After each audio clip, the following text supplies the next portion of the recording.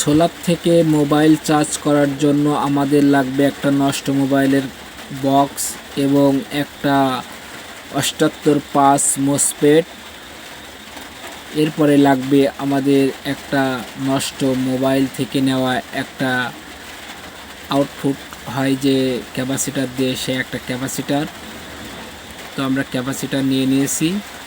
একটা signal light লাগবে, একটা 1K রেজিস্টার লাগবে। তো সেগুলো আমরা নিয়ে নিয়েছি। এখন লাগবে 4টা ডায়োড।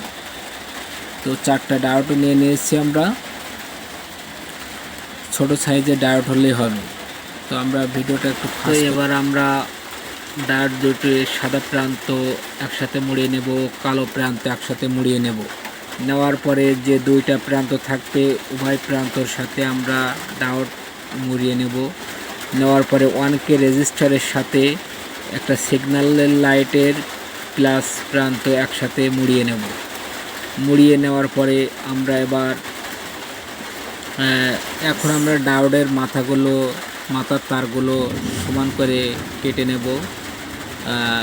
এলইডি ভাল্টার মাথাও কেটে নেব। তো কেটে নেওয়ার পরে এবার আমরা মসফেটটাতে রং দিয়ে ঝালাই করে নেব, যাতে করে আমাদের কাজ করতে সুবিধা হয়।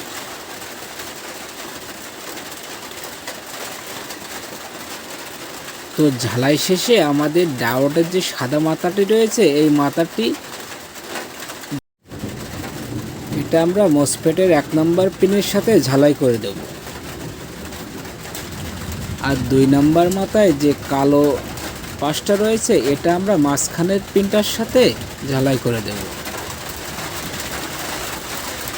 তো আমাদের ঝালাই করার শেষে এবার আমরা যে ক্যাপাসিটারটি তার মেরে রেখেছিলাম, এই ক্যাপাসিটারের কালো প্রান্ত মাঝখানের সাথে ও সাদা প্রান্ত 3 নম্বর পিনের সাথে ঝালাই করে দেব।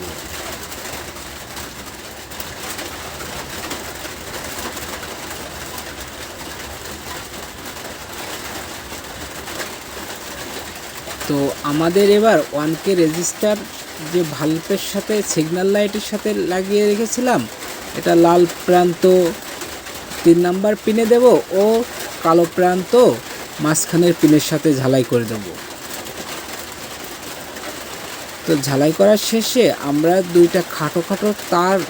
দুইটি খাটো তার আমাদের যে ডায়োডের দুই পাশে খালি যে দুইটা জায়গা রয়েছে, সেখানে দুইটা খাটো তার লাগিয়ে দেব। এবার আমরা মোবাইলের যে চার্জিং যে কর্ডটা রয়েছে, সেটা কালোটা মাঝখানের পিনে ও লালটা 3 নম্বর পিনে লাগিয়ে দেব।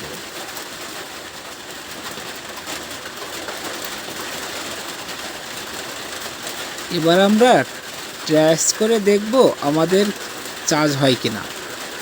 তো আমরা একটা 12 ভোল্টের ব্যাটারি নিয়েছি, সেটাই আমরা এখন লাগিয়ে দেখব যে আমাদের চার্জ হয় কিনা।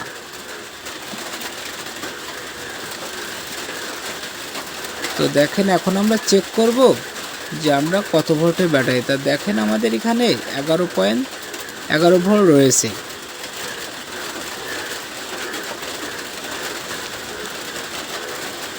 ও আউটপুট রয়েছে দেখেন 5 ভোল্ট আউটপুট রয়েছে। তো আমরা জানি একটা মোবাইল চার্জ হওয়ার জন্য 5 ভোল্ট লাগে। তো আমরা এখন টেস্ট করে দেখব চার্জ হয় কিনা। তো দেখেন আমাদের চার্জ হচ্ছে।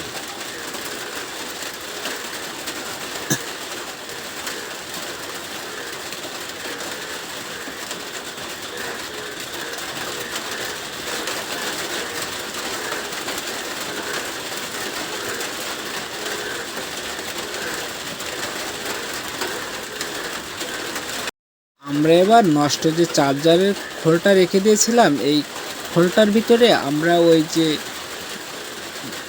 ডায়োডের যে দুইটা তার শর্টটার লাগিয়ে রেখেছিলাম, সে দুটোই ঝালাই করে দেব। তো এবার আমরা চার্জারের ভিতরে এটা সেট আপ করব।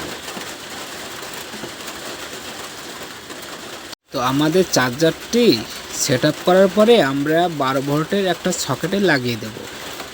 তো এইখানে আমরা যে ডায়োড 4টো লাগানোর কারণ ছিল এই যে আমরা নেগেটিভ পজিটিভ থাকবে না দিয়ে চার্জার লাগাবো, সেদিক দিয়েই চার্জ হবে।